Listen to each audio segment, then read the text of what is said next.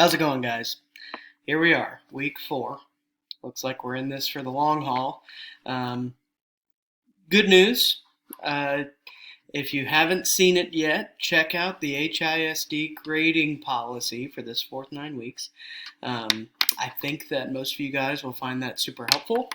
It might help you to make some decisions about prioritizing work for different classes, and about using this as an opportunity to boost your GPA. Um, anyway, moving forward, today we're going to be talking about rational functions. Uh, Rational functions are functions that happen anytime you have an x in the denominator of the function. Okay, so we've talked about this a few times because when we had exponential functions, so you might remember, okay, a little flashback here. We had exponential functions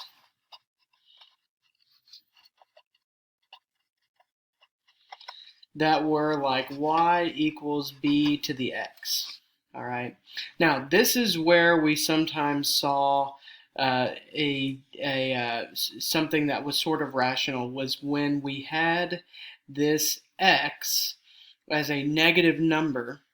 So like if x was equal to negative, I don't know, -1, then that made this a fraction because, b to the -1 is going to be 1 over b. So we've sort of seen this idea of having the denominator changing, right? Now, our parent function, the parent function for a rational function is y, or f of x, is equal to 1 over x. All right, 1 over x. All right, now let's talk about a few things here. All right, so let's talk about some things like domain and range. All right, so we're going to talk about some of the key attributes of these functions. Okay, so domain and range, we always start with the idea that this function can exist anywhere. Okay, that this function can have any x value and can have any y value. Okay, but we're going to see that when we're dealing with fractions, that's not always true. Kind of like we've had some domain restrictions with the log function and with the square root function. We're going to have some domain restrictions here as well. And the big one that we're going to have with this rational function is the fact that x cannot be equal to 0, right? If x was equal to 0, then our function would be y is equal to 1 over 0. All right, you guys have known for a long time now that you can't divide by 0. 0 at the bottom of the denominator, somewhat equal to, like being infinity or something like that. But really, this y value doesn't exist, so that means that our function does not exist at 0. Okay, now here's the other thing, is that our y value is also not going to be able to equal 0, right? So let's think about what it would take for y to be equal to 0. Right? What that would mean is that our function, when we're thinking about a fraction, the way that a fraction is equal to 0 is if the top is 0, right? 0 over anything, right? It doesn't matter what's on the bottom here. 0 over anything is going to be 0. But if we look at the function here has a 1 as a permanent place holder for the numerator, for the top of the fraction. So because this 1 is here, we're never going to be able to get to 0. So y can't be 0. All right, so x cannot be 0, y cannot be 0. We can express this in a couple of different ways, but really we can just say x such that x is not equal to 0, and y such that y is also not equal to 0. We know we could also do some kind of like a union, like saying from negative infinity to 0, and then picking up after 0 and going to infinity. So domain and range is going to look something like this. Okay. Now let's talk a little bit about the shape of this graph and what's going to be happening. So to do that, I'm going to use a little bit of help just to save time from this online notes. These are Paul's notes. They come from lamar.edu. Maybe I'll try to post a link in the description of the video. But you could find it really easily if you just Google. In fact, this is the way that I found it. If you just Google rational functions notes, it's the first It's the first one. All right. Now, when I looked through this, because I don't always just use the first one that I find, but I really like that they did this table. Okay, so this table shows that if we use the function f of x equals 1 over x, as we choose a bunch of values to plug in, we get these sort of different answers, right? So all we did here is we said, okay, 1, so like as an example, if we're making this table on our own, f and f of x, or x and f of x.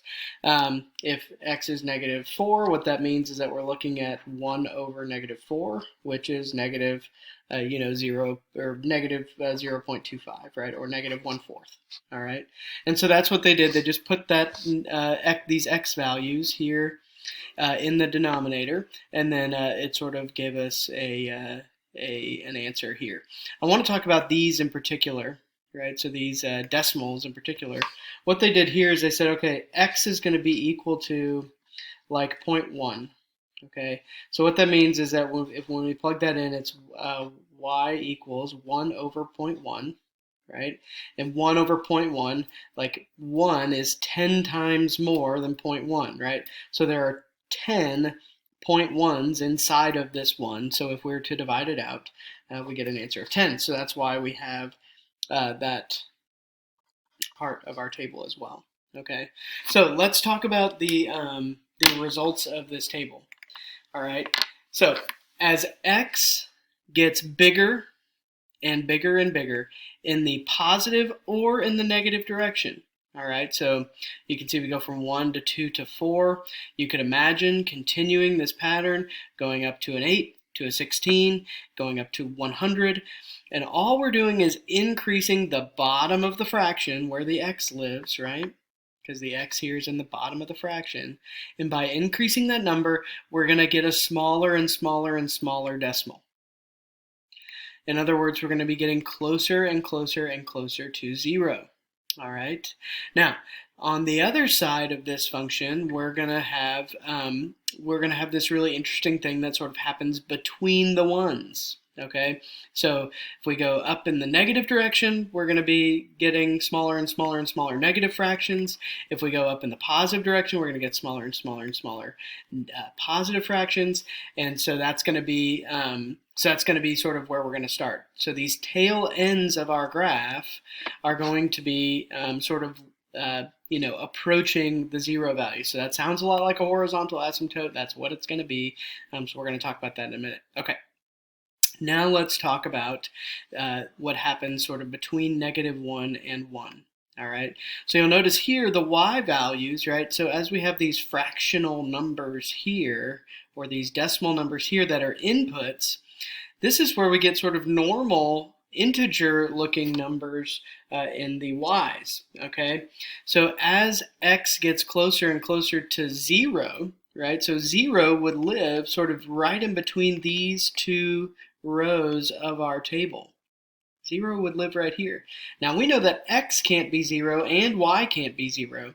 So we're not going to see a 0 here, but you can see that we're getting really, really close to it, right? So here's negative 0.01, so it's negative like 1 over 100, and this is, negative, and this is positive 1 over 100. So we're just really close to each other here, and 0 lives right there in between them. But on either side of x equals 0, the y values are getting bigger and bigger and bigger. All right. Now you could imagine that if we were to sort of zoom in on that part of the table, where we've got negative 0.01 and we've got positive 0.01, and our answers there were negative 100 and positive 100, right? We could even give another example here where we say like negative 0.001 or positive 0.001. All right. Now this is 1,000th, right? One 1,000th. So that's like this. If we were to plug in that x value, so now I've got 1 over 0 or 0.001. All right. There are 1,000 of these 0.001s inside of this 1. There are 1,000 of them. So 1 divided by 0.001, you could even check that in your calculator if you wanted, will give you 1,000. Right? So our answers are getting even larger as we get closer and closer to 0. So this is where we're going to have this really sharp turn in our graph that's going to, make us have really, really tall answers sort of in the middle. Okay, so let's talk about what the graph looked like. So I'm going to switch over to Desmos. All right, so I'm going to turn off the blue one for now. We're just going to look at the red graph. So if you look at what I've inputted for the red graph here, it's just f of x equals 1 over x. All right, so let's identify some interesting points here. So we have 1, 1, right? 1 over 1 is 1. 1 over -1 is -1. So we've got these two sort of points that we, some people call them the anchor points or the apex points where we're going to start to turn. All right. Now, as we go out to the right, so as x increases, our y value is getting really, really small. So when I get out to 5, I'm already all the way down at 0.2. Now, if I zoom out, what you'll notice is, really, once you get out to 10, you can't tell the difference between the red line and the x-axis, right? The red line and the x-axis appear to be the same thing, right? But if I zoom in on this point, you can see that there is a little bit of a gap. And as I go further and further and further out, that gap is closing, right? So I'm out here at 30, so this is 1 over 30 is where I am there on the y value. So x is 30, y is 1 over 30, which is 0.033. But again, because of Desmos, I can zoom in and I can see that there is a little bit of space there, right? If I even go all the way out to some really, really big numbers, all right, I'm all the way out here at 400. I have to zoom in quite a bit, but I can find a little bit of space between 0 or my x-axis and the graph. And you'll see here, look how many decimal places you have to go out to even get anything, right? So we're really close to 0 here. Now this is going to happen on both sides of the graph. This happens on both sides of the graph. This happens on both sides of the graph because on the other side it's going to come from the negative. So you can see that we also have this thing approaching the x-axis on the negative side. Okay, so our end behavior here, x is going to approach 0 on the negative side and x is going to approach 0 on the positive side. Okay, that's our sort of end behavior. Like on the right, we're getting closer and closer to 0. On the left, we're getting closer and closer to 0. Now, let's talk about what's happening in the middle. The same thing is happening in the middle, right, except it's vertically. All right, so as I go up, this is getting closer and closer and closer to my y-axis where x is equal to 0, but I never quite get there, right? And so if I could go all the way up, I can go all the way down to the bottom, and I'll see the same thing happening. All right, so we have two asymptotes here. We've got a vertical asymptote we'll get to sort of a normal window here. We've got this vertical asymptote happening here. We've got this horizontal asymptote happening here. All right, so let's just start to do some transformations. Very similar to what we've had before. Our basic transformations involve A, H, and K. All right, A is a multiplier, right? If A is 1, if A is sort of the normal function here, so I can turn on this one will sort of be the same. I've got it set to be the same function. A is going to be a multiplier. So if I change A, if I make A bigger, look what happens to the graph. It sort of starts to separate a little bit, right? It sort of starts to separate away.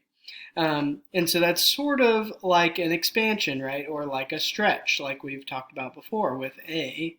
It's usually a stretch or a compression. If I go this way, okay, as I get closer and closer to 0, I get this, I get closer and closer there. And then if A is 0, well, that means I've got a straight line because now I've got a 0 on the top there. And if I go into the negative, now you'll see the reflection, and then I've got the same stretch happening, okay? So as you're working on your marble slides, this might help you, right? If you need to flip it over, you need to do some different things, that's a good place to start. Okay, now let's talk about H. H is going to work the same way as it always has. If I move H to the right, it's going to move my graph to the right. If I move H to the left, it's going to move my graph to the left, okay? All right, let's put that back at 0. Same thing with K. You can already assume that this is going to go up, and then it's going to go down. All right. Now let's talk about this h and k. These are going to be your two asymptotes. All right. H and k are your asymptotes. Those are the numbers there. But that 0.00 not even